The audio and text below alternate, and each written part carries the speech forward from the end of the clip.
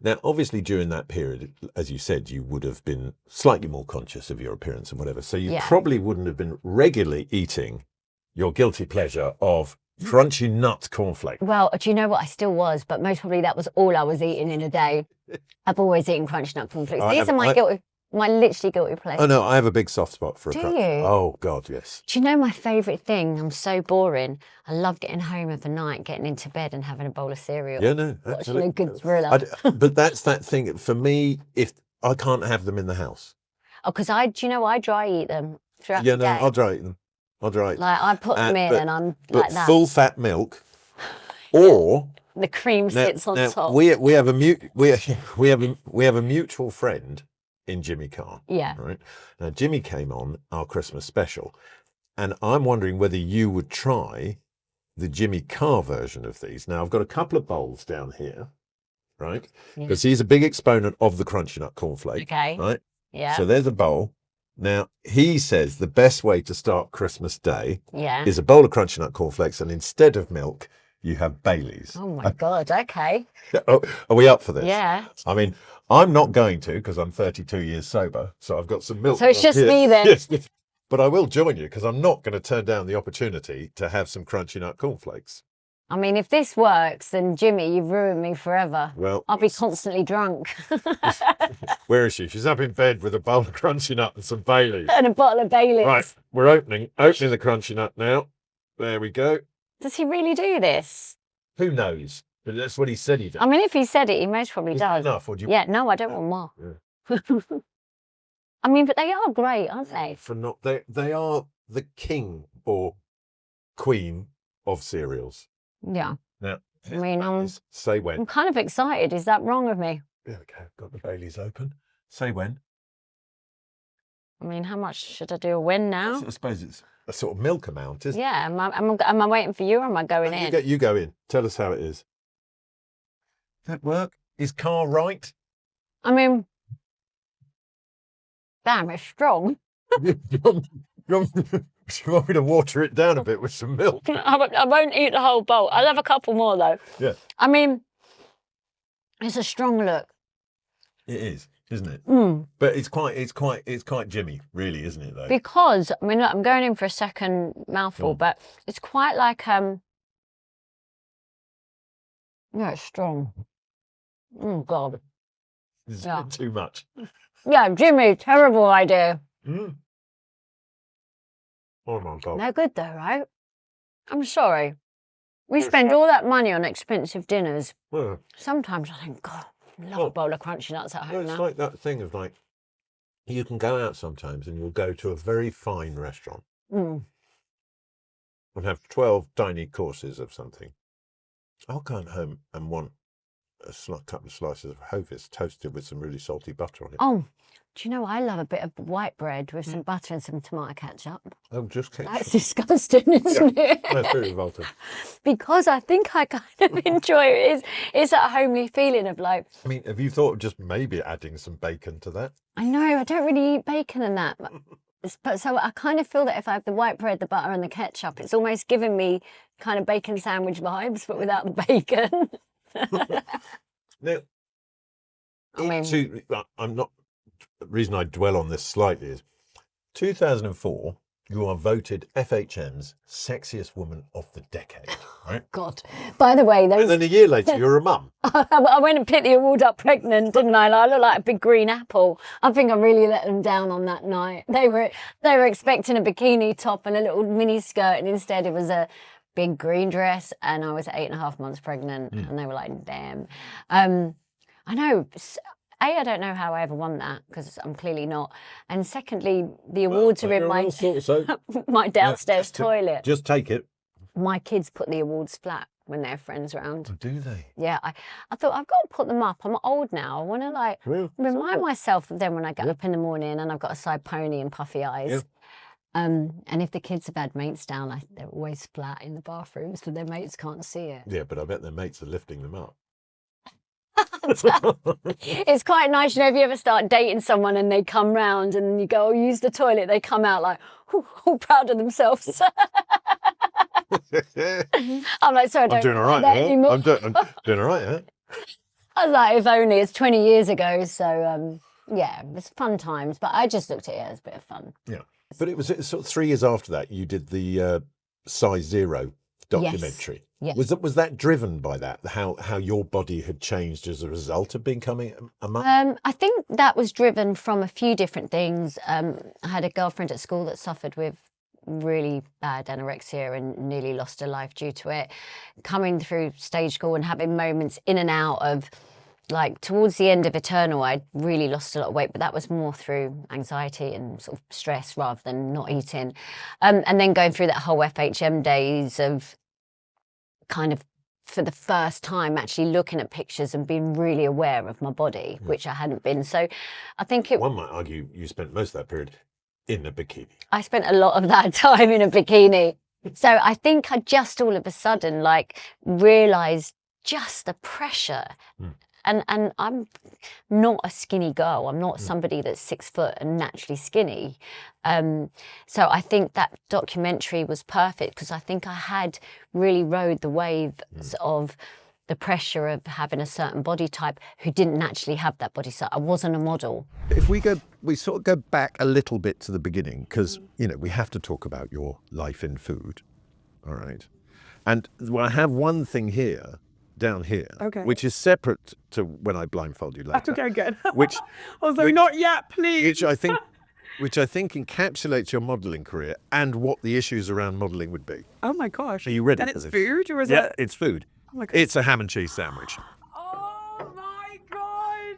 You didn't. This is my favourite. This is actually my favourite. It would be better if it was toasted, I will say. Oh, I thought that's sorry. No, but this is perfect. This is Mayfair. I can have it taken away and toasted for you immediately, Really, Miss this Moss. is perfect. Yeah? This is perfect. Okay. I love this, and this is not triggering at all. No, this is what I eat. I eat one of these at least every day. Like, maybe if it's not every day, it's like every 2 days. I have a ham and cheese sandwich. But the reason I mention it and connect it to the modelling is it was because you got grief. I got grief for eating ham and cheese sandwiches. You were called ham and cheese sandwich cook.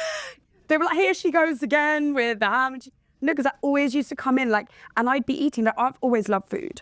I've always been a big foodie. I've never restricted myself with food. Like, I've always, now I have to work out a little bit more than I used to. But no, I've never been a person that restricts food or anything. And I always thought that was fine. And my dad is a very good cook. My mum always just was within reason. I didn't grow up with loads of sweets and chocolates and stuff, but it was more if you are hungry, eat. You know what I mean? And my dad always cooked very healthy, very good food and stuff.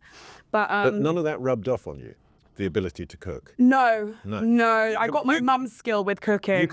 You can burn water, right? Oh yeah. No, I'm not a good cook, and I realised this the other day. I had 2 friends over for dinner.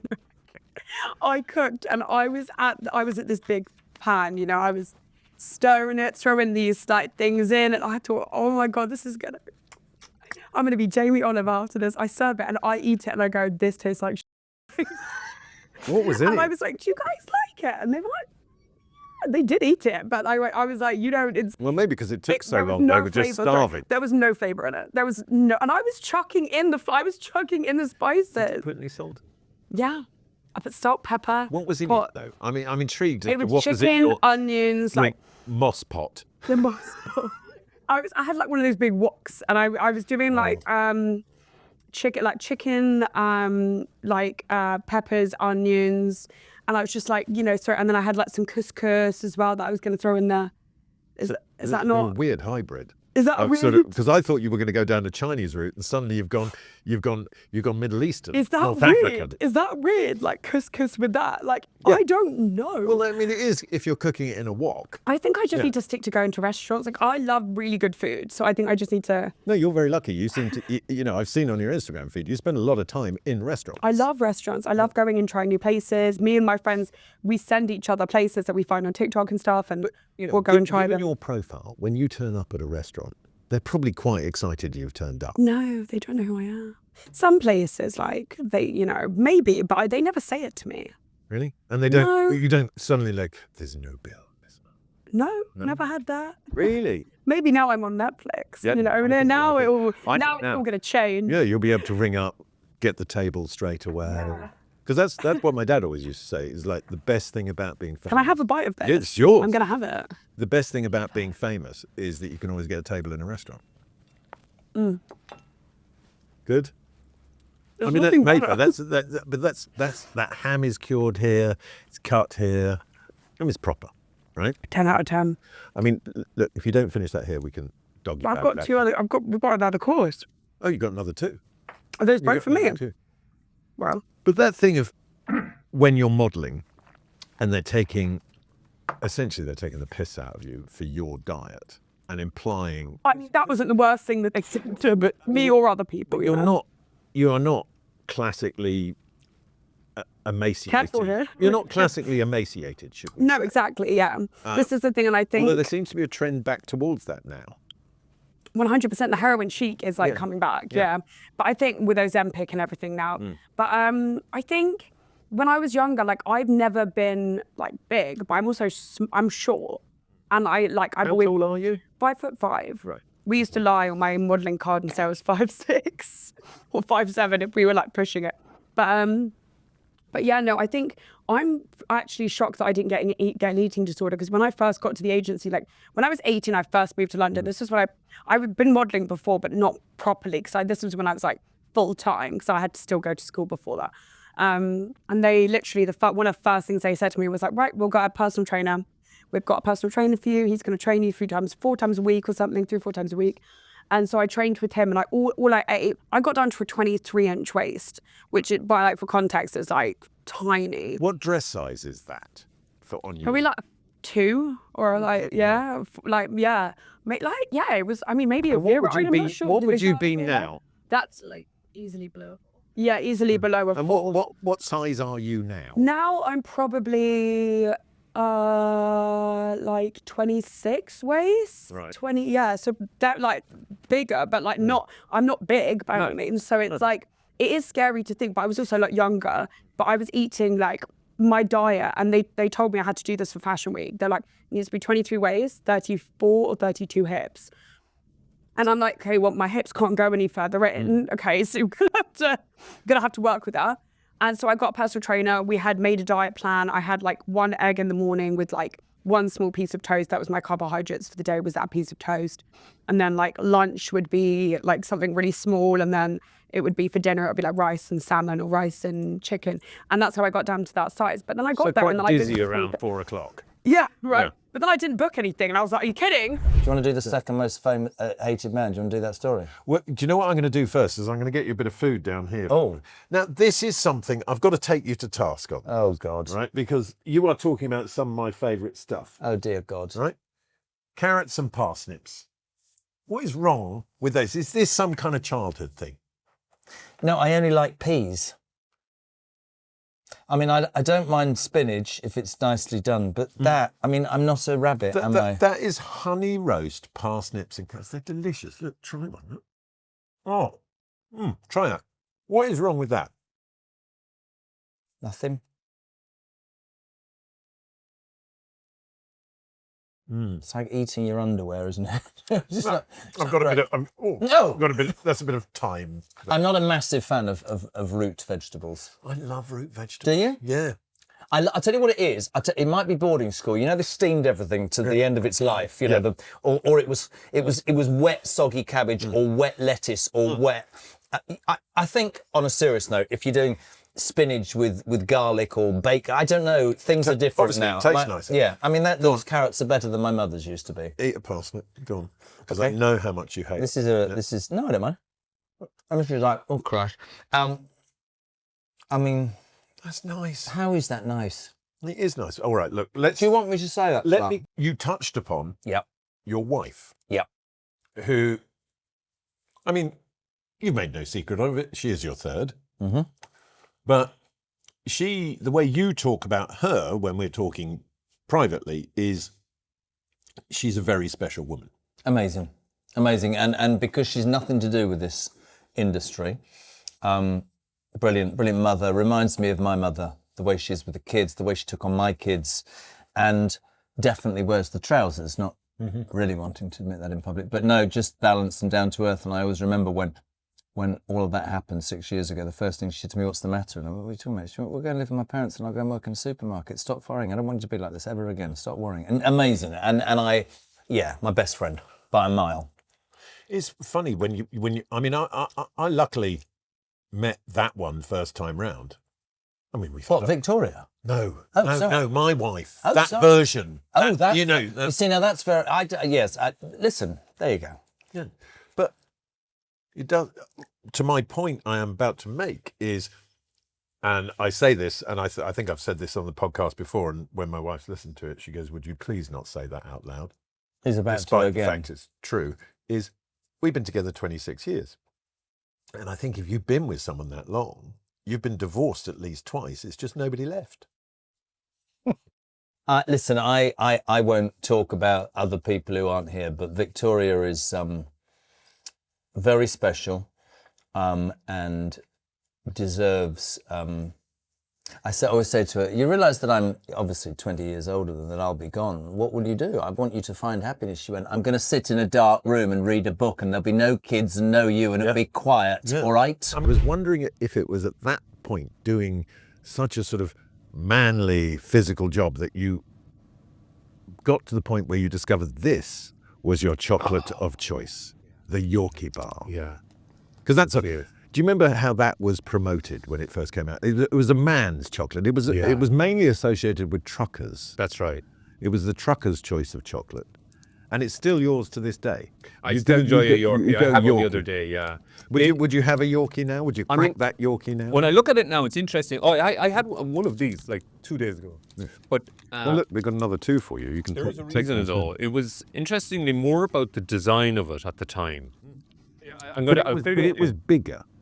Do you remember? Well, this is a duo. Right, that's a duo. So it's hard to tell. Yeah. Like this is bigger than the original bar. Yes, but the original bar was wider. I mean, it's all part of shrinkflation. Yeah. But the original bar was wider. Yes.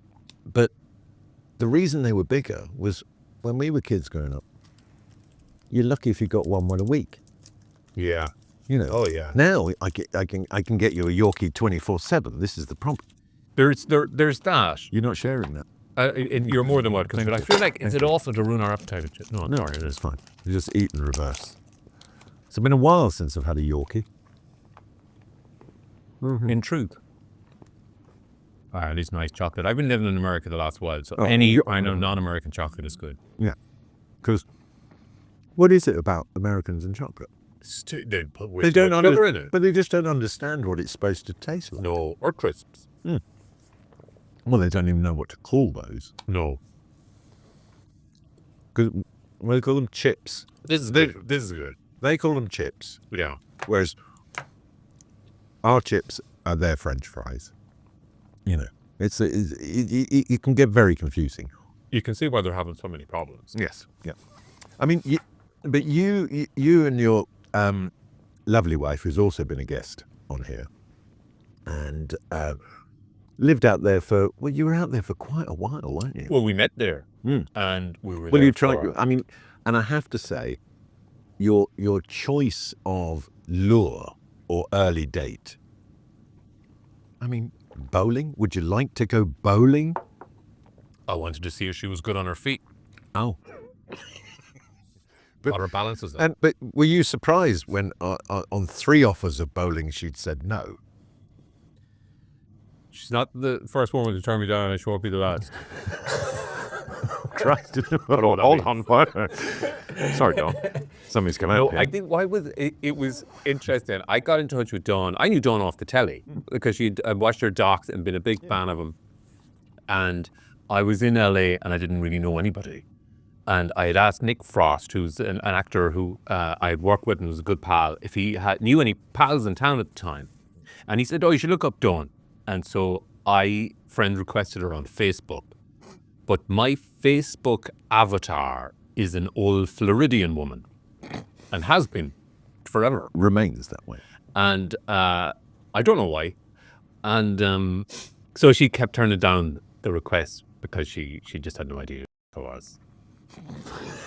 Like she thought I was, so, you know. But then she actually got to She didn't know if I was a real person, I think. Oh, what? Then, Because of the Floridian woman? yes, because it's like, what's going on here? Like, would you like to go bowling? I mean, What are you talking about? I mean, were you trying to kind of de-sexualize the whole invitation with bowling? I think I was being more like, hey, look at us being all American. Oh, You know, okay. because we were I'm like, embracing we're the culture. visitors, you know, yeah. all that kind of jazz. But we never went bowling in the end. No. Still haven't. Because you ended up with her 30th birthday. Was it her 30th birthday? So she turned down the bowling request, but then she was having a 30th, and she hadn't been in LA long, so she didn't know that many people, and then she was worried that nobody would show up. So she said, "Hey, why don't you come along to my 30th and bring your friends?" And so I turned up, and she was half cut already. I was coming from some other party, and she was dancing with her dad, who had flown over, and there was her dad's like this big gorgeous Scottish man, looks like the front of a porridge package, you know, and there was a bagpiper there and stuff, and it was good crack, and I think so we hung out that night, but anything happened, and then I think I started asking her to go bowling Again. and she said, I won't go bowling, but I'll go for dinner or whatever. Yeah, thank me for that. And then she wouldn't leave me alone. You mentioned earlier that you went to school, which is good. It means your parents paid attention. But we had a guest on a while ago who went to the same school as you. Oh, really? And you have the same penchant, which is salt and vinegar crisp. Is it something about your school? Because it was Ben Fogel. Really? Yeah. Ben is a great friend there still, we go. And our children are great friends as well. So we now meet outside the school gates, but as parents. Yeah. Well, we're neighbours, Ben and I. Are you? Yeah, we live down there. But he likes the salt and vinegar crisp. Yeah. That was his. He slightly, I think, favours a posher one. I mean, these are just straight. No, up these are my Walkers. favourite. Now, I do have truck with the fact that they changed the colour of the packet. Right. It was blue, wasn't it? Yeah. Because salt and vinegar was always blue. Yes. And cheese and onion was green. Right. Why is that? I find that I still to this day find the fact that Walker's salt and vinegar is now in a green packet because cheese and onion is the work of the devil. Worst. The work of the devil, and you can smell someone who's eaten it from 100 paces Absolutely. away. Well, and you know that I can't eat I know. uncooked onions, so the cheese and onion crisp is like the worst because you're left with the torture. taste. That's a form of torture. Awful. Now Ben had a strange thing. He liked to put it in a banana sandwich.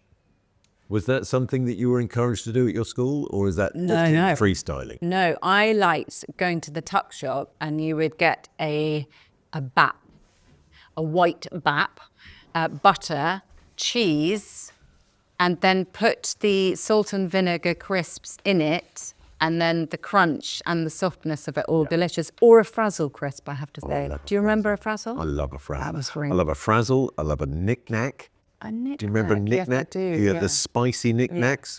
They were very good. Yeah. And then, do you remember tubes? They would choose salt and vinegar tubes. Yeah. And then what you used to do is you would get a tube of disgusting Primula cheese. Yeah, And you'd delicious. squeeze it into the tube, and it would be like a sort of, on the hoof canapé. I love Primula cheese. Do you remember that? I don't like the one with made- ham. No. And you won't want the one with original. chive. I definitely don't want that. But the original Primula, does it even exist anymore? I've not seen it. But great in a sandwich. Yeah, really, really good. that. But that was a treat because I did not get that at home. I did not have crisps. I didn't have Primula, anything like that. So Well, that was a great treat. Well, all of those things, they just weren't regular. It was like Coca-Cola. Never was allowed that. We would allowed it Saturdays. Were you? Yeah, Look at you. Saturday dinner before Saturday night TV, we were all allowed a Coke. Wow. Yeah, but I was living a high life. You were. Now, I have something else for you here to try. Now, you're somebody who appears, and maybe I've got this wrong, to challenge yourself. Mm-hmm. And you took yourself off to Costa Rica. Well, I was taken to Costa Rica by a Mission Survive Bear Grylls show, and I look back on it now and go, what was I doing?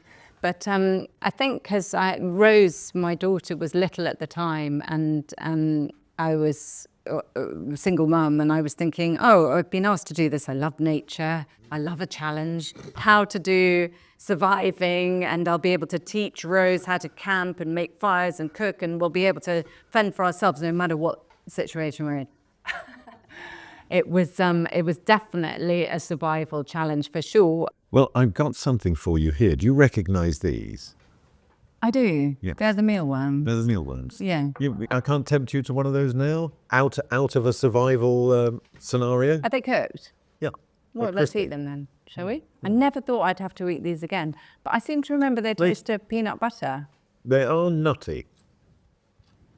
I mean, they're not bad. I mean, if I tossed a bit more salt on those. What about salt and vinegar? Oh. That would Salt be and nice. vinegar mealworms. Nice. We could put some on a crisp and That's make good a now. mealworm sandwich. Fox's salt and vinegar mealworms. Don't think they're very popular. Hold on, Tom Parker Bowles brought out his own, what was it, pork scratchings. Did you? Yeah, and I mean, given your family's dynasty, I think, that could be an interesting. I don't want to get involved with mealworms more than I have to, but thanks for Thanks for reminding. giving me a second go at the mealworms. But they're all right, aren't they? And I tell you what, Terrible. it is good to know that you can survive by eating things like that. I'm really fascinated by foraging. I wish I knew more about that. So, Oh, I love a good forage. do you? I love a good forage. I was very lucky.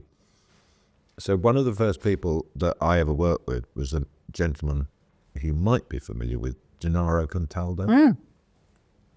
And he is an incredible forager. So you'll be driving along in a car with him.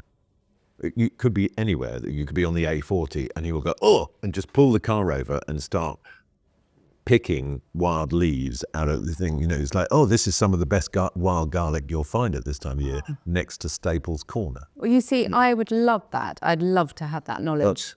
But we now live in the woods. Right. So you're foraging all the And time. there is a part of my wood where there is a couple of stumps where you regularly get massive chicken of the woods mushrooms, which if you slice those, soak them in olive oil and then just fry them. They're like a kind of steak. They're brilliant. Well, funny you say that because not long ago, my mum had somehow got hold of these mushrooms which had been given to her, foraged, and gave them to my dad on toast. And she went out of the room and came back and found my dad on the floor, lying on the floor. Careful. And she totally freaked out and was like, Edward, what's going on? What's going on? And went to call the ambulance. And then he sat up and he went, gotcha. And I thought that is my dad's sense of humour. And That's I really love that story. It so sums up Dad. No, but you do have to be careful. There's that story about that guy, the guy who wrote The Horse Whisperer. And he was staying at somebody's house and he went, wild mushroom season, I'm going to go out. And he's a big alpha male who whispers to horses and convinced everybody to eat these mushrooms that he'd picked because he knew what he was doing. I think 9 out of the 10 people got kidney failure. Oh my gosh. So you do have to, we are not recommending unguided foraging in any way, shape or form. But salt and vinegar mealworms we are recommending. Yeah, no, absolutely. Foxes. Thanks so much. Foxes for Christmas. I remember working at L'Ortolin in Shinfield in Reading, and we would eat sugar sandwiches to keep going. Because you were doing, like you're saying, the idea that you worked a 38-hour week just didn't exist. You worked until chef said, we're finished, you can go home. Yeah. There was no set hours, it was as long as it took. And you did eat, we basically ate crap the whole time. And as a result, now, Tom Kerridge has been a guest, Matt Tebber, various chefs over Michel Roux Jr., they all have weird things that they like to eat, right? In particular, this one here is very popular with the chef, the pepperami. Is it? Yeah. How do you feel about a pepperami? Do you like a pepperami? It's got one of your favourite ingredients in it, which we have a whole bag of. Oh Christ, I'm throwing it around now. MSG. MSG. You love a bit of MSG, don't you? Yeah, the biggest misnomer in the culinary world is that MSG is bad for you. I know. Well, somebody proffered that its negative connotation may be based in institutional racism because of the association with Chinese food.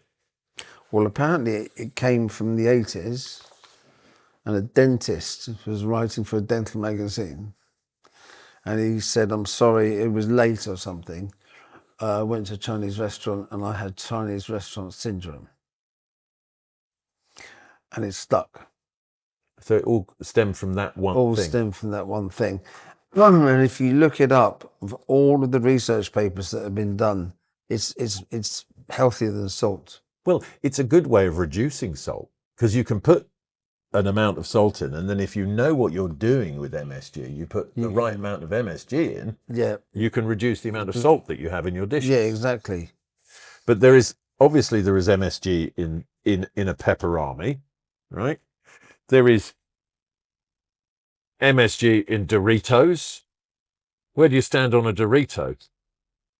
I mean, I love it. I like a Dorito. I hardly eat them. Do you? But not out of, I just don't think about it.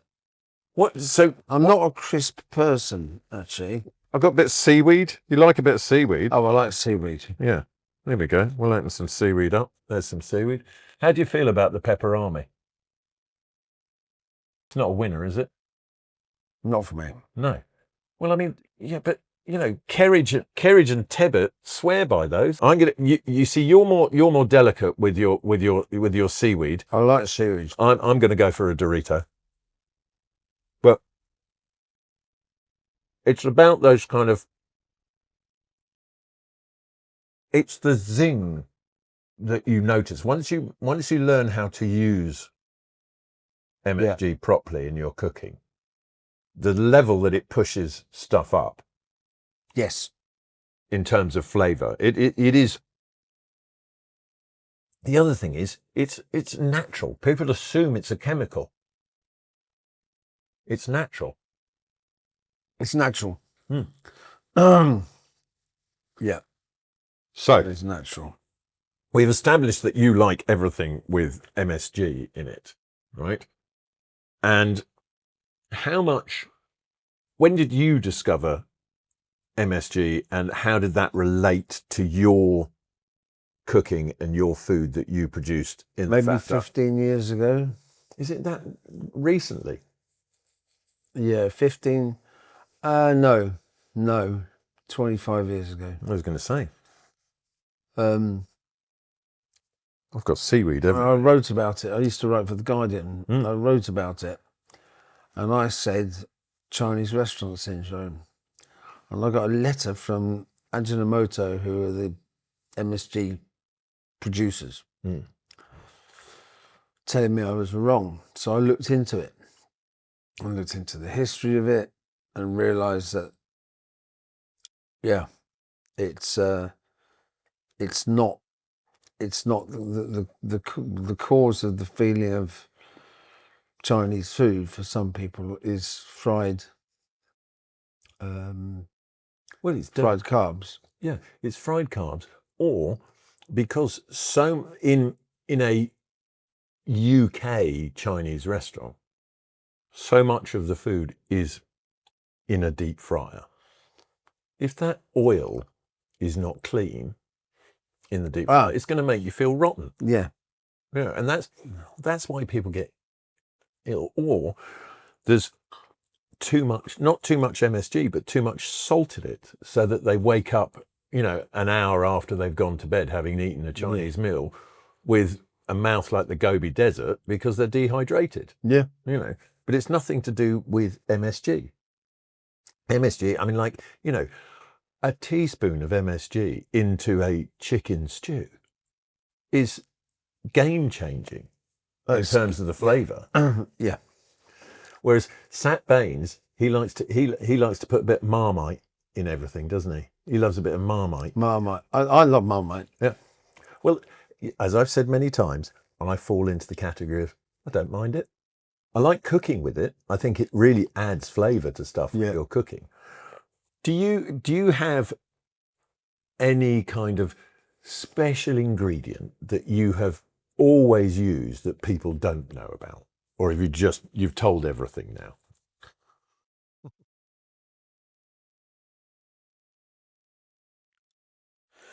I've become obsessed recently with pepper. Pepper? Yeah, and different types of pepper. See, most people wouldn't notice the difference.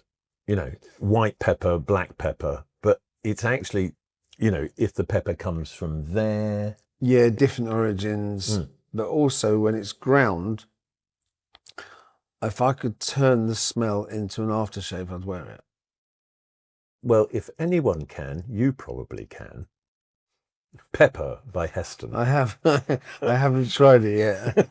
It might be a bit smells quite uncomfortable.